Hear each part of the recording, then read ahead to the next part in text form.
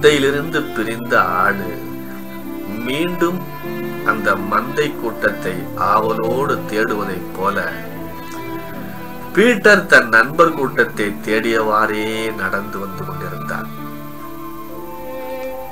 அவன் கல்லூரி நாட்களிலே கண் போன போக்கிலே போனான், கால் போன போக்கிலே போனான், மனம் போன போக்கிலே போனான். தான் ஒரு மாணவன் என்பதையே மறந்து போனான். பீட்டரின் தந்தையோ ஒரு குக்கிராமத்திலே மத போதகர். அந்த கிராமத்து மக்கள் எல்லாம் அவருடைய அறிவுரையை கேட்டுத்தான் நடப்பார்கள். ஏனோ பீட்டருக்கு அவருடைய அறிவுரைகள் பிடிக்கவே இல்லை. ஏன் அவரையே அவனுக்கு பிடிக்கவில்லை.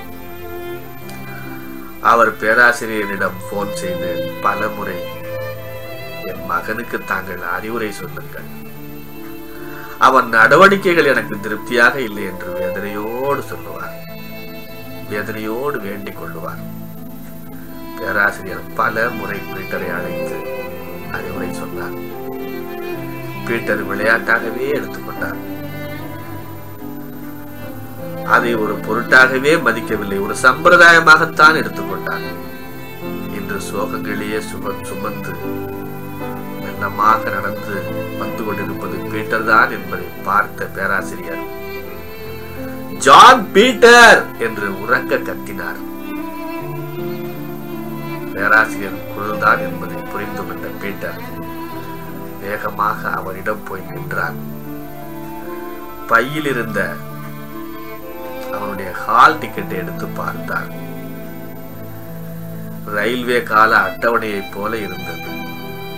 மொத்தம் அவன் 24 பேப்பர்கள் அரியர்ஸாக வைத்திருந்தார். 24 பேப்பர்களையும் அவன் 4 ஆண்டுகளுக்குள் முடித்தால் தான் பிஇ பட்டம் பெற முடியும். பீட்டரை பார்த்து கேட்டார், என்ன செய்கிறாய் பீட்டர்? பீட்டர் பேசத் தொடங்கினார். எனக்கு நிம்மதியே இல்லை. இரவிலே நான் தூங்குவதே இல்லை. சில நேரங்களில் தற்கொலை செய்து கொள்ளலாம் போல் இருக்கிறது. என் நண்பர்கள் எல்லாம் போய்விட்டார்கள். அது என்ன செய்வதென்றே எனக்கு தெரியவில்லை என்று சொன்னான். அவன் கண்களிலே சோகம் குடிகொண்டிருந்தது. கண்ணீர் விட்டு அழுதான். பேராசிரியர் கண்ணீரை துடைத்து விட்டு சொன்னார், எதற்காக பயப்படுகிறாய் பீட்டர் என்று கேட்டார். பீட்டர் சொன்னான், 24 என்ற எண்ணை கண்டாலே எனக்கு பயமாக இருக்கிறது என்றார். பேராசிரியர் சிரித்துக் கொண்டே சொன்னார், எண் ஜோதிடர்கள் எண்களை வைத்தே கணக்கில் பணம் சம்பாதிக்கிறார்கள். நீ என்னை கண்டா பயப்படுகிறாய்? எண்ணங்களை மாற்றியமை பீட்டர். 24ஐ 6ஆல் வகுத்து விடு. 2 ஆண்டுகளில் 6 மாதத்திற்கு 6 பேப்பர் வீதமாக நீ எழுதினால் 2 ஆண்டுக்குள் முடித்து விடலாம். மிக எளிமையானவை, கடினமானவை, மிக கடினமானவை என்று பிரித்துக் கொள். உன்னால் எதை முதலில் சாதிக்க முடியுமோ தன்னம்பிக்கையோடு தைரியத்தோடு உன் மீது நம்பிக்கை வைத்து படி. உன்னால் வெற்றி பெற முடியும். உதாரணமாக உனக்கு நான் ஒரு முழு வறுத்த கோழியை கொடுத்தால் அப்படியே சாப்பிட முடியுமா? அல்லது முழு பீஸாவை கொடுத்தால் அப்படியே சாப்பிடுவாயா? கடவுளால் கூட சாப்பிட முடியாது பீட்டர். துண்டுகளாக்கித்தானே சாப்பிடுகிறார்கள். அதே போல பிரச்சனைகளை துண்டாக்கிப்பார், சிறிதாகி போகும். மனம் ஒரு விசித்திரமான கருவி. பிரச்சனைகளை மட்டும் பெரிதாகி காட்டும். அவைகளை சிறிதாக்கி விட்டால் நாம் ஈஸியாக சாப்பிட்டு விடலாம், வறுத்த கோழியை போல. உனக்கு நான் ஒரு அன்பான வேண்டுகோள் வைக்கிறேன். உலகிலேயே அதிக தோல்விகளை சந்தித்தவன் ஆபிரகாம் லிங்கன். தோல்விகளை தோற்கடித்தவன். அதனால்தான் சரித்திரம் அவனை பத்திரமாக பாதுகாத்து வைத்துக் கொண்டிருக்கிறது.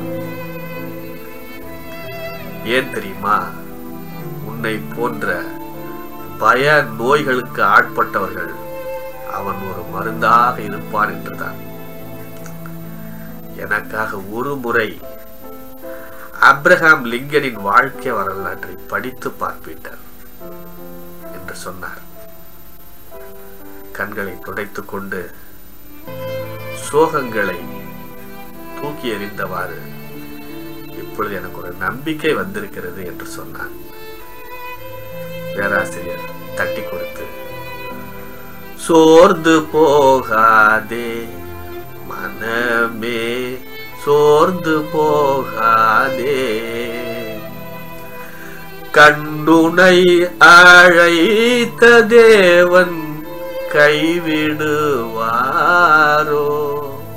சோர்ந்து போகாதே மனமே, சோர்ந்து போகாதே என்று அவருக்கே பிடித்த சகோதரர் டிஜிஎஸ் தினகரன் அவர்களின் பாடலை பாடினார்.